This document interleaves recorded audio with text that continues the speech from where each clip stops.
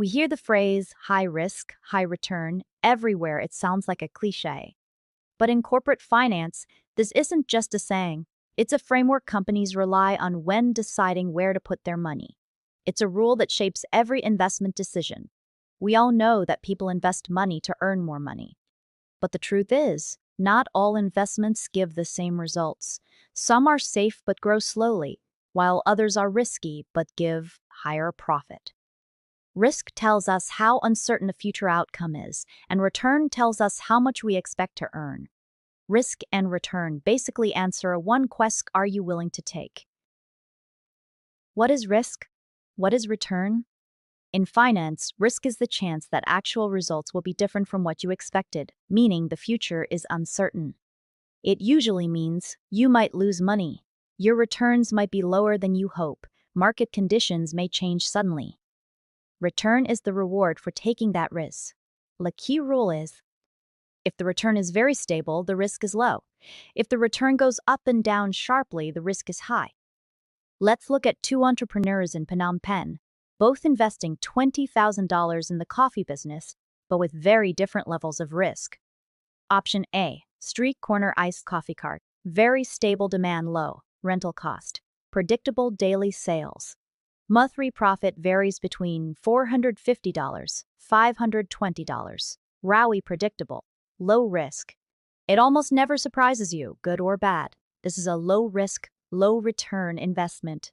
Option B, high-end Korean-style cafe in a mall, a brand new mall that not many people visit yet. If it goes viral, the profit is huge, but if no one comes, you lose money.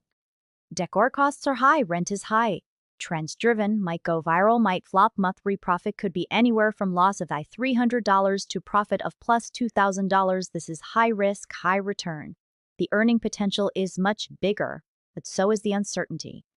Both use the same $20,000, but the second investor demands a higher return to justify the bigger risk. Types of financial risk. To make it simple, here are the main risks investors think about. Market risk. Prices go up and down. Business risk. The company may perform badly. Financial risk. Company uses too much debt. Liquidity risk. You can't sell your investment quickly. So corporate finance example. Now let's look at how a real company would apply this. A Cambodian logistics company, Swift Trans, is deciding between two projects. Project 1. Buy 3 more delivery trucks to stable. Demand reliable revenue. Expected return, 9% per year. Low risk. Project 2. Launch a drone delivery service. New technology, uncertain regulations, could fail or become a major market advantage. Expected return, anywhere between 18% and plus 30%. Management will only pick the drone project if the potential higher return justifies its higher risk. This is the risk-return trade-off in action, not theory, but daily business decision-making. Analogy. Think of investments like crossing a river. A shallow river is safe and predictable, like a low-risk investment. A deep, fast river is risky, but crossing it could lead you to a place full of new opportunities. The deeper the river, the more reward you expect for taking the risk. Hood investors measure risk using standard deviation, how widely returns jump up and down beta, how sensitive an investment is compared to the overall market. Your expected return, the weighted average of possible outcomes, but the main message remains simple. The more the returns move, the higher the risk, and the higher the return investors demand. To sum up, risk and return are two sides of the same coin.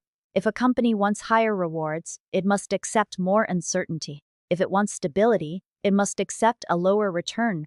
Understanding this relationship helps businesses choose the right projects, helps investors build smarter portfolios, and helps financial managers balance safety with growth.